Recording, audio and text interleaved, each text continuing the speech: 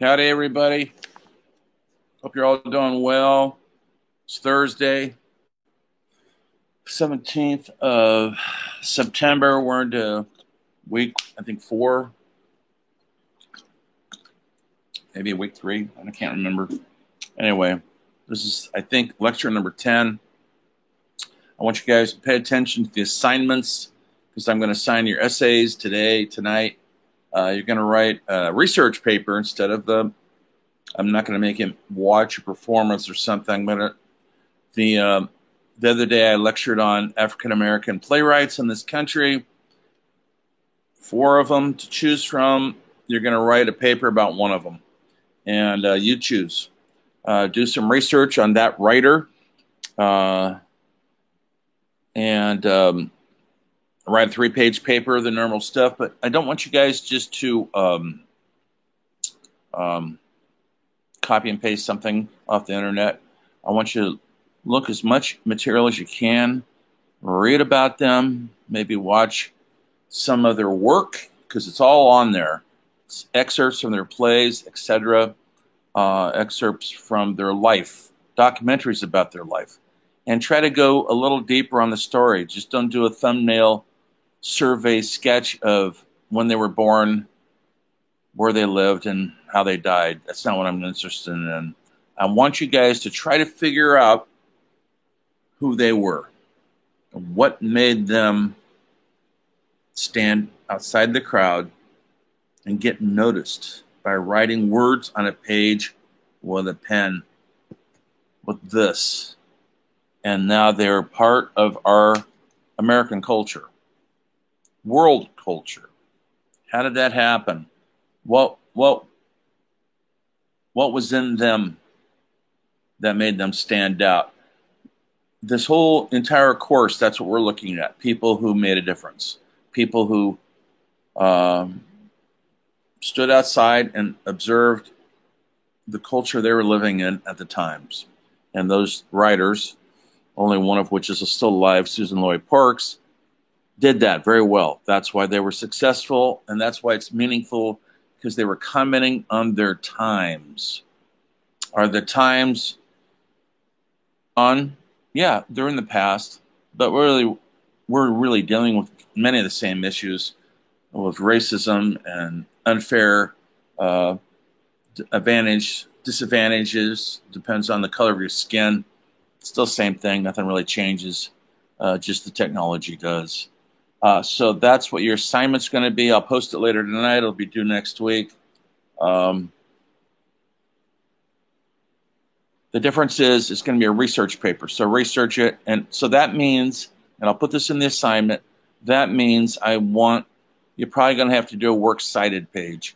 I need to see where you got your information from. I'd rather you not put Wikipedia on there. It's too easy. It's too easy to go to, and it's often flawed and wrong. So find some other research outlet. Even if you have to deal with Shasta College Library, they're good at this. That's a great resource out there to deal with them. I need help. I want to research August Wilson. Where should I go? What should I do? You could Google his name. You're going to get a million hits.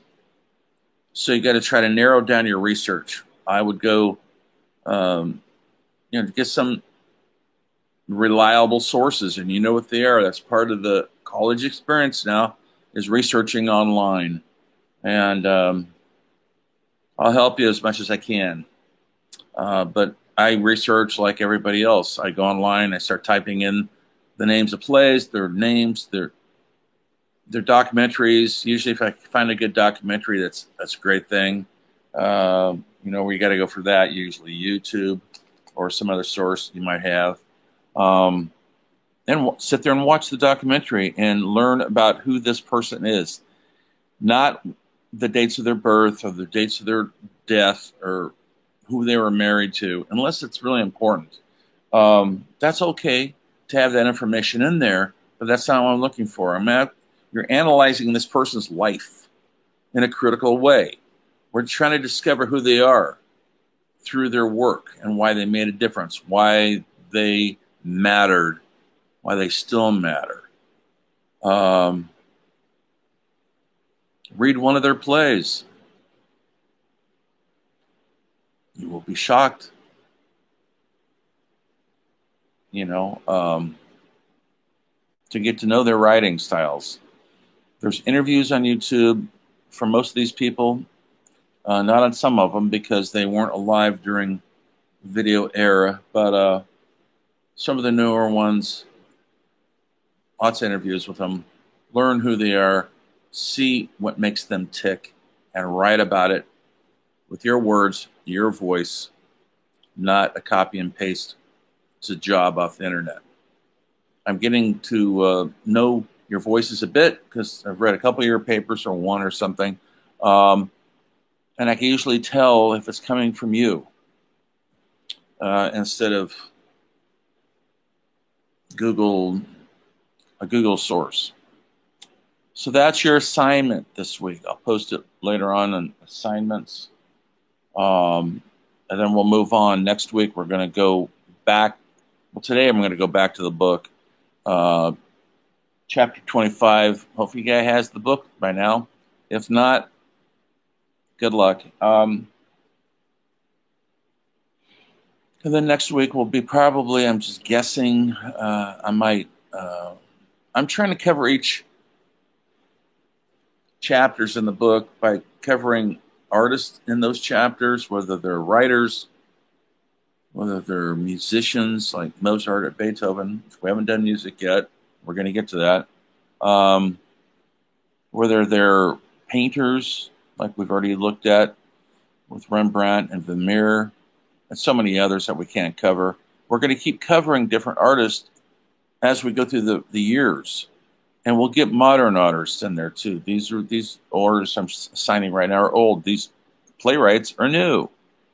So it's going to go back and forth. But next week I'll probably start in on some music. What is music? Why does it matter? Does it matter? How has it evolved? How did it evolve? It's very interesting. There's a great documentary. You probably have to watch some of it on literally how musical tones were made and how they put them together to make the music we take for granted now. And we'll be probably talking about the early works of Mozart and Beethoven. Start off with them. And then eventually, as we get further down the line, we'll get into modern contemporary music too. Just not yet. Same thing with writers. We haven't covered writers. We haven't covered anything yet. We're just scratching the surface right now. So in chapter 25, it's kind of an interesting chapter. At least I find it interesting because it's actually called, the chapter's called The Limit of Reason. We had a chapter called it's like the glory years of reason, which sounds good, right? People are starting to learn how to read. They're starting to get very sophisticated in what they're looking for in the life around them. They just don't want to be farmers and go to bed exhausted and die young. They want more. The people, the populations around these centers like Amsterdam and Rotterdam and Paris and Berlin and England want more out of life than just work, sleep, have a kid, die. There's a great punk rock band, if you guys even know what that means, Godfathers, and I have their album. And it's just great because you know what the name of their album is? Birth, School, Work, Death. I find that funny. Anyway, you want more to life, you got to go out and get it. And these artists and these people I'm talking about throughout this whole class went out and grabbed it. And they lost it all because he was a rebel spirit. Vermeer only painted 30 paintings in his entire life. That's not much, folks. Picasso painted hundreds. Modern day painters like Van Gogh were tortured to death. He committed suicide because his art tortured him that much because he couldn't fit into the normal means of society, what they termed as acceptable. So people even like Shakespeare, yes, he was successful, but he was tortured. He was tortured because he essentially abandoned his family, and he paid the price for that. You know, he wrote his great play Hamlet, and in a way, it was inspired by the death of his child at 12 years old. Hamnet, that was his name, and he never got over that child's death. You know, children died easy in those days. There was no antibiotics. There's no polio shots. If you got a severe cold, you could die easy. And lots of people died from common things that we have the cure for now, like the measles, chickenpox. They could die of that 500 years ago. And so his son died young, and he felt guilty and at loss because he was in England, London, I should say, writing plays, and his family was out in the countryside. Yeah, he provided for him, but he wasn't there a lot. So much of these tortured souls put their torture on a piece of paper in the form of a play or a painting or a piece of music. Some of them made sculptures or designed buildings. They had to put their influences, something had to come out of them, something that inspired them. Sadness, happiness, whatever, the human condition was so overwhelmed in them that they had to express it through some form of endeavor that has stuck with us 500 years after they died. We're still talking about these artists long after they've been passed on. So we're in the area now about 1700 to 1800, thereabouts, 100 years. Lots of stuff's happening now. The New World, that's us, U.S., America, is ramping up. We're not happy with the status quo. We're not happy being in the yoke of Mother England and the King George. He was not good to us. We don't like him telling us what to do, charging us for taxes, and we don't get the benefits of those taxes, but he does. And so there's a lot of upheaval in the New World. The revolution's not coming yet, but it's coming. And during this time, famous people, maybe have heard of, like Ben Franklin, who became a famous statesman, spent most of his life actually living in Paris, living the good life. He liked to party. He was a party boy, but he's also a revolutionary writer, thinker, philosopher, and the discoverer of electricity, folks. He's the one that, and he does it during this time, about 1750, somewhere around in there. He's the guy that put the king and the key on the kite string and ran the kite up during a storm. And the storm hits the string, hits the key.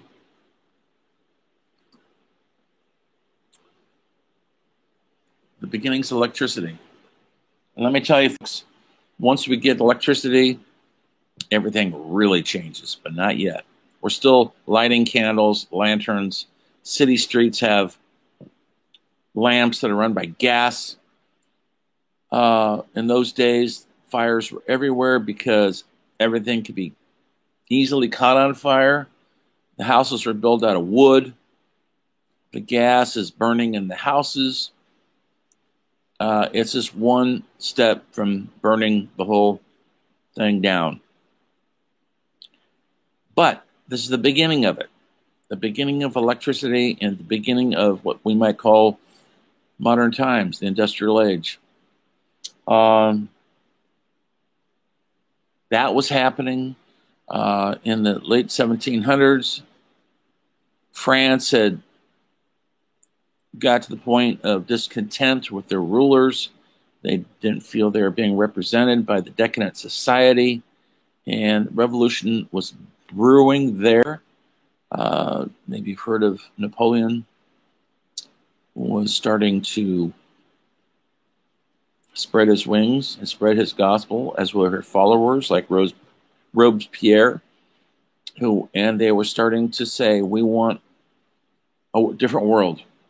It's time for the aristocracy, that's the ruling class, folks, to treat everybody more equal and not just, we're not your slaves. And maybe you've heard of these people, Maria Antoinette. She was like the Paris Hilton of her day, folks. I'm not kidding.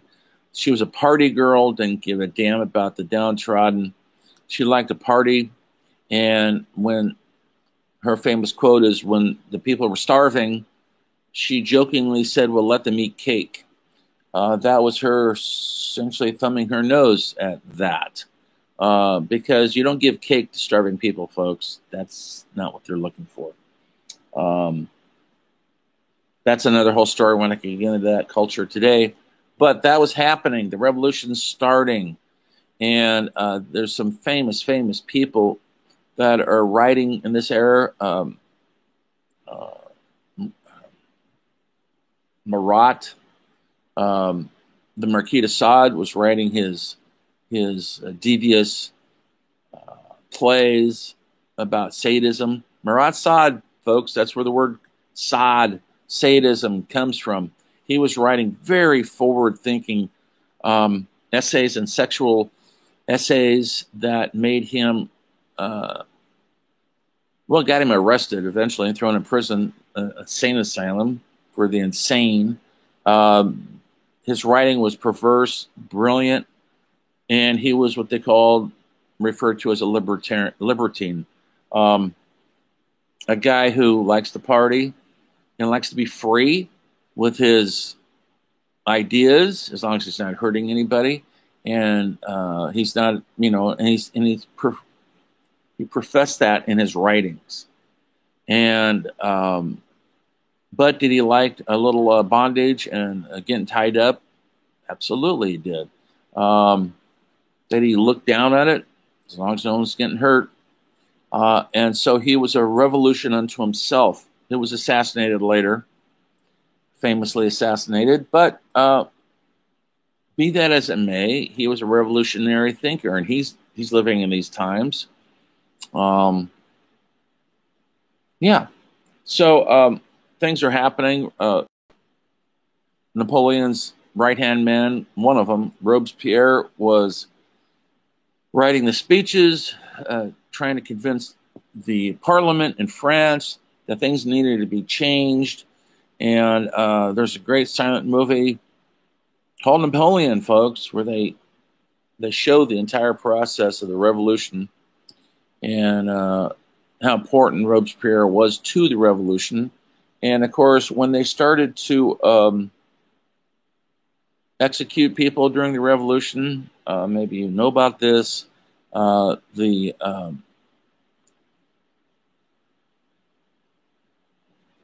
regular folk, the poor folk, the working folk revolted, and they pulled out from their palaces and from their safe spot. They pulled out the aristocracy, the ruling class, and they chopped their heads off. Great novel called Tale of Two Cities covers that. And that's what they did. They did a cleansing. It was like 5 or 6 years of pure terror. And lots of people got their heads taken off during this time. The guillotine was essentially invented for this. Had to chop off the head, smoothly and easily. And because the people were tired of not getting their share of the wealth. And so they felt, so the decade had become decadent. but they weren't getting any.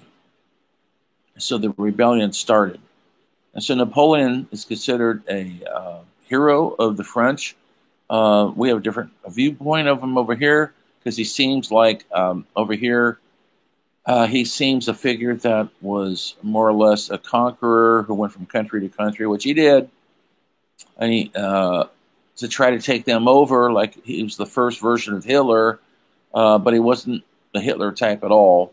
But he was definitely grabbing countries, and of course, he tried to grab Russia, and he was defeated at Waterloo. Maybe you've heard about that. We'll talk about him later.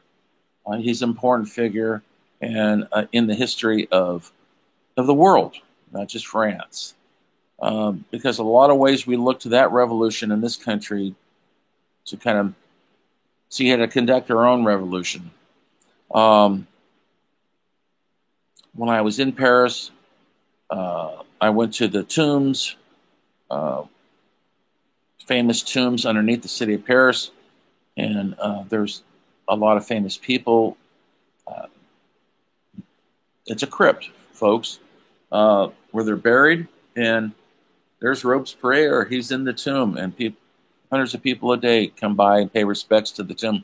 He also got caught up in the executions, and he was executed. Executed for ideas, folks, which is always a dangerous, dangerous situation. When governments are terrified of the people, they always outlaw ideas. Stalin did it in Russia. Hitler did it in Nazi Germany. Chinese have done it when the revolution was happening. They usually imprison the teachers, the thinkers, the artists, the troublemakers who have a voice of their own, and they're afraid that that voice is going to get out to the people, and that they try to silence that voice. This goes on throughout history.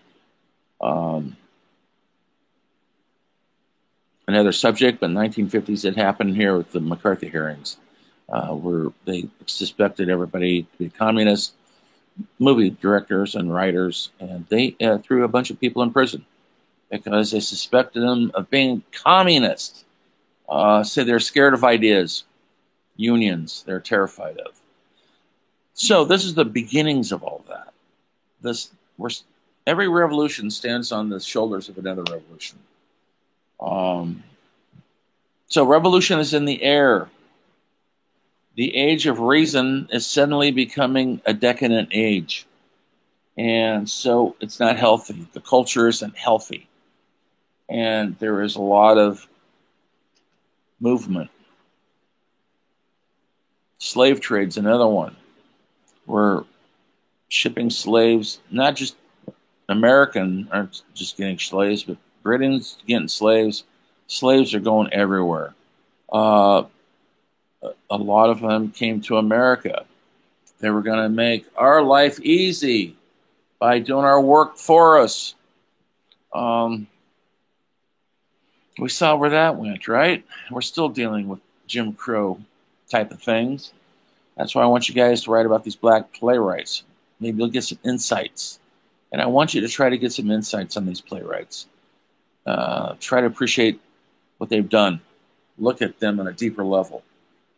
Do not, I can't repeat this enough, do not just repeat their birth dates and their death dates. I need more. You need more. You need to learn about them. So pick one of them. I'll post them on the assignments. Pick one.